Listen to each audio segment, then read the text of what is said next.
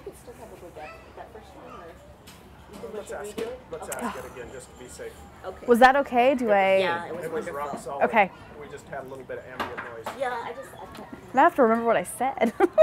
well, just, okay, pretend we're not filming, right? All right. Okay, are we ready? Okay. Elizabeth, would you just describe your child to us? Isabella is 2.5, and she is a happy girl. She has multiple diagnoses, but her vision impairment is the main issue. So we have to be careful with obstacles and the environment that we put her in, that there aren't too many things that she can run into or trip over. But she is a happy girl that loves music, she loves to dance. She's always got a song in her head and always tapping on something, whether it's at the playground or in the bathtub. How did you find out about the program at the preschool? Our home consultant with the HOPE program is the one who first introduced us to this program with the inclusion program. And did she bring you to the program, or? Yes, we came to the program. We came and visited one day with Isabella to see how she would get around the classroom and how she would interact with the other children who at the time were a year older than she was. And so I could see how things were handled at the program, how the teachers took care of the kids, what the environment was like, obstacles, and Isabella really enjoyed it. She had no problem. I was very surprised that she just took off and did her own thing and didn't worry about me. This was her first school experience? This was her very first school experience and social experience, other than reading time at the library. Would you say she's a sociable child? It depends. Most of the time, I think she's happier playing by herself. She's usually, like I said, singing or dancing. As far as other kids, if they have a musical toy that she wants, she will go and grab it. If it's something that doesn't make sound, she doesn't usually want it because she doesn't usually hear it. When you came in, you were talking to the staff. Yes. What kind of interaction was that, and what did they share with you in terms of what your needs were as well as what Isabella's needs were? It was very positive. They talked to me and we looked at things on the playground and in the classroom and what we might need to adjust for her. Such as, maybe on the playground making the step down to the wood chips, putting some sort of bright strip around the edge of the concrete, so there was more of a distinct separation between the two since there is a step down. Or if there was a different layout that they needed in the classroom. We talked about how to lay things out if we needed a change. They didn't actually need to change anything with the classroom. She found her way around. She still does quite well without running into things. And even on the playground, they would take her around and kind of help her feel. They help her around the playground probably the first few months by tapping on the edge, leading her and tapping on the edge so that she could hear there was something in front of her as she walked along. And now she pretty much gets around by herself without needing their support and their audio cues. That's great. If you could share a story about, I know there have been many positive experiences you've had with the preschool, with the staff and the teachers, but if you had to tell a story about Isabella and an experience she's had here, what would it be?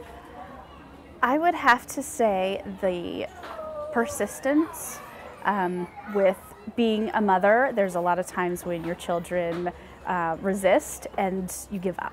And you don't want to see them cry, I don't want to see them upset. And the slide is one example. I've tried the slide, and even if I went down with her, she was crying and screaming, and it was never very positive. Whereas here they decided, okay, we're going to do it 3 times, whether she fusses or cries, we're going to do it 3 times and that's it. And in the beginning they did. They had the screaming and the crying, and now she will go down the slide by herself. She smiles, she giggles, and it was very interesting and positive for me that I realized, okay, some of the stuff that I need to do at home that I know she's not going to like, I'll do it 3 times and stop. And then we'll, try again later, instead of giving up or instead of, making it too difficult and continuing when she's not happy. So do you feel like the strategies go back and forth? So, for instance, you saw that and took that home with you, but do you also bring something for the teachers in terms of what you know about Isabella and strategies for them? I would say, yeah. There's things that, I've talked to them, this is what works at home. And, here's a new favorite toy, here's a new favorite song. And I think more than anything, though, I think I'm learning from them and seeing that, the different strategies.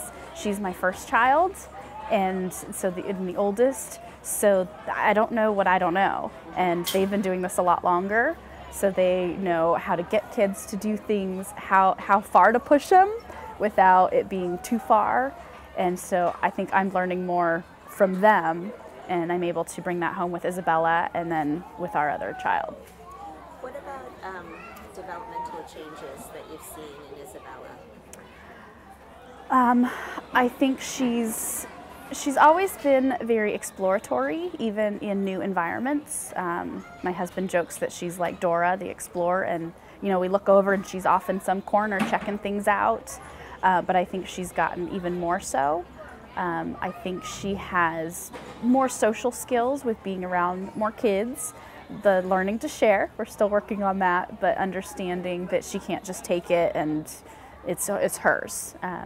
But also fighting, as they say, appropriately for what she wants. If she has something and someone else tries to take it, to understand, no, this was mine first, and I can keep this.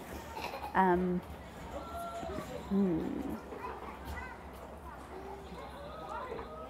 know if that's fine. Okay, if you were to share with a parent who wanted to possibly bring their child to the preschool, how would you describe this environment for them, whether they have typically developing or a child with special needs? I would say it's a very good program. It has extra teachers because of the special needs children. However, those teachers are not just for the special needs. They help all the children. So I think it's great because there is the extra supervision and the extra attention for all kids. I really liked this program because I was concerned with a typical preschool with a higher ratio that Isabella wouldn't get the attention that she needed, and therefore accidents might happen, more running into things or falling at the playground.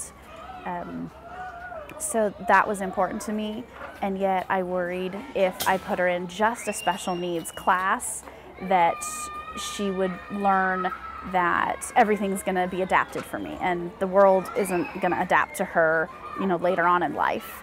And so with this program, there is the extra help because she's so young. However, there's enough where they can leave her alone and she can kind of learn to figure out things on her own and find her own way to adapt to the environment. I think the children, both special needs and typically developing, I think they are both benefited from it. The other kids learn that, this is my friend Isabella, not, oh, this is Isabella who's blind. Right. So. Wonderful. Okay. Wonderful. You did great.